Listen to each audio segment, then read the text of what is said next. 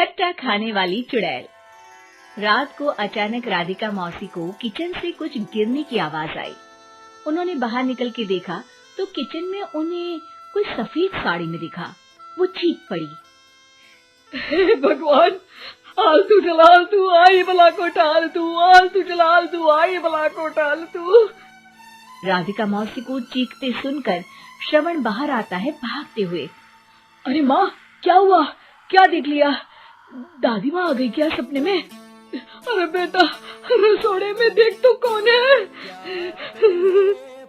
श्रवण रसोड़े में झांक कर देखता है और उसे कोई नहीं दिखता अंदर। अब रसोड़े में तो कोई नहीं है माँ।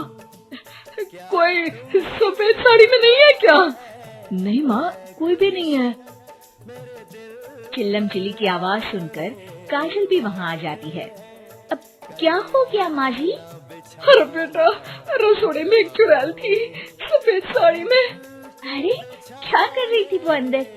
अरे बताया नहीं, कल आएगी ना तो पूछ लूंगी। चुड़ैल जी, आपका क्या प्लान है?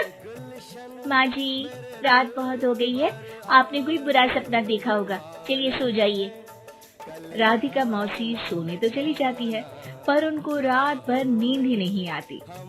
वो कुछ भी उलझुल बातें सोचने लगती है। कहीं चुड़ैल की वजह से तो घर में टेंशन नहीं हो रहा, कहीं उसी की वजह से तो वो दादी नहीं बन पा रही। सुबह जब राधिका मौसी रसोड़े में छानबीन करती है तो पाती है कि नींबू का अचार गायब है। चुड़ैल नींबू का अचार ले गई, मुझे तो ठीक नहीं लग रहा कुछ। चुड़ैल को भी पता है कि जिंदगी का असली मजा तो खट्टे में ही है। राधिका मौसी झट से श्रवण को फोन कर देती है। बेटा, मुझे समस्या समझ में आ गई है, हमें एक तांत्रिक की जरूरत है। अरे क्या बोल रही हो माँ, तांत्रिक की क्या जरूरत है? आप पूजा पाठ तो कर ही रही हो ना। आलतू जलालतू मंत्र सारे फालतू जैसे कुछ मंत्र पढ़ो, चली जाएगी अपने आप चुड़ैल। अरे नहीं बेटा, कभी चुड़ैल को कम नहीं समझते। अरे तुझे पता भी नहीं चलेगा कि कभी वो छल करके काजल की जगह घर की बहू खुद बन जाएगी। क्या माँ, कुछ भी बोल रही हो? कहाँ काजल और कहाँ चुड़ैल? वैसे एक बात बताओ, काजल को अगर गाने के लिए बोल देना तो चुड़ैल काजल की आवाज सुनकर घर तो क्या, धरती लोग छोड़कर चली जाएगी। तुम ना पढ़े लिखे बच्चे हर चीज को मजाक समझते हो। तुम रहने दो, मैं खुद ही तांत्रिक को बुला लेती हूँ। अच्छा सुन, शाम को इमली लेके आना। क्या है कि चटनी खाए बहुत दिन हो गए है ना? नहीं माँ, इमली तांत्रिक से ही मंगवा लो ना, आटा वगैरह भी उसी से पिसवा लेना। देखो मुझे काम करना है। श्रवण रात को कई तरह की सब्जियों के साथ माँ के कहने पे चटनी के लिए इमली भी ले आया था, लेकिन राधिका मौसी के दिमाग में अलग ही फिल्म चल रही थी। उन्हें अब सिर्फ शक ही नहीं यकीन होने लगा था कि शायद चुड़ैल ने श्रवण पर अपना जाल बिछा दिया था, जिस वजह से श्रवण उनकी बात ही नहीं मान रहा था। पर कोई नहीं, आने वाली रात में राधिका मौसी खुद तैयार हो गई चुड़ैल को पकड़ने के लिए। रुद्राक्ष की माला, तुलसी का पत्ता, हनुमान चालीसा सब हाथ के पास ही था, बस चुड़ैल का इंतजार था। और जैसा राधिका मौसी ने सोचा था वैसा ही हुआ। वो चुड़ैल उस रात भी आई, पर वो राधिका मौसी से तेज निकली और राधिका मौसी के उससे पकड़ने के पहले ही वो भाग खड़ी हुई।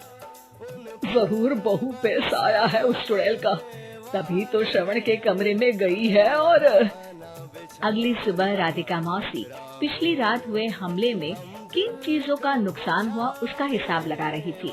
उनके खेमे से एक आम के अचार की शीशी भी गायब हो चुकी थी और वो इमली भी जो कल श्रवण लेकर आया था।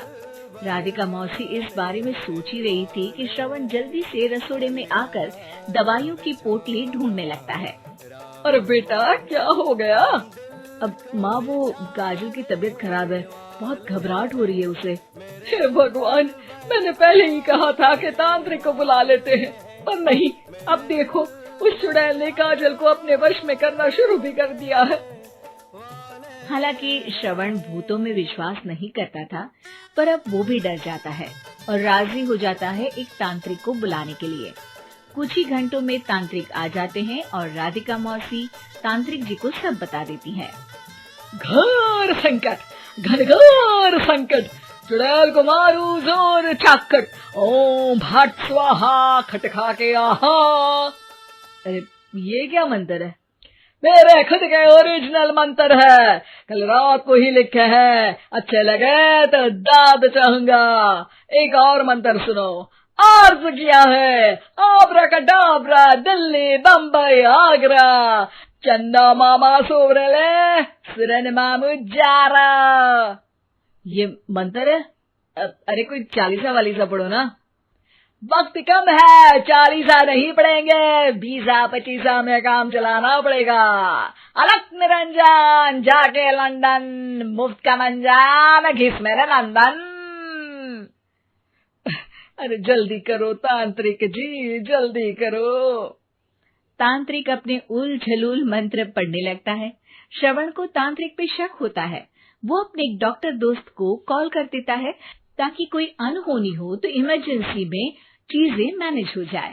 तांत्रिक धुनी रमाता है, जिसकी वजह से कमरे में काफी धुआं हो जाता है और जिसकी वजह से बहू की घबराहट बढ़ जाती है। अब भागेगी चुड़ैल। हाँ। बहू खांसते हुए धुएं से बचने के लिए बाहर चली जाती है।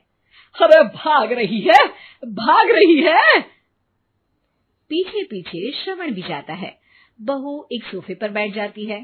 तभी डॉक्टर दोस्त आ जाते हैं और श्रवण को पानी लाने के लिए कहते हैं। थोड़े चेकअप के बाद डॉक्टर कहते हैं, मेरे हिसाब से जाप का काम पूरा हो गया है। क्या मतलब? अरे कुछ भी नहीं माँ, कोई चुड़ैल नहीं है, खुशखबरी है, अब दादी बनने वाली है। मगर वो सब अचार के डब्बे। श्रवण दोनों अचार के डब्बे अपनी माँ को दिखाता है, जो कि उनके बिस्तर के नीचे छुपे हुए थे। आपने सही बोला था माँ, वो चुड़ैल काजल ही थी जो खट्टा खा रही थी। हमें कल ही पता चला, पर हमने आपको ये तांत्रिक वाला काम करने दिया ताकि आपको भरोसा हो जाए कि भूत वगैरह कुछ होता ही नहीं। अच्छा अच्छा, ये तो बड़ी खुशी की बात है, पर बेटा मुझे एक झाड़ू तो ला दे। क्यों माँ? ये तांत्रिक का भूत उतारती हूँ मैं। अब तांत्रिक राधा मौसी के डर से घर से भाग निकलता है और राधा मौसी उसके पीछे भागती है। अरे संकट ये घनघोर है, तांत्रिक मुआ चोर है।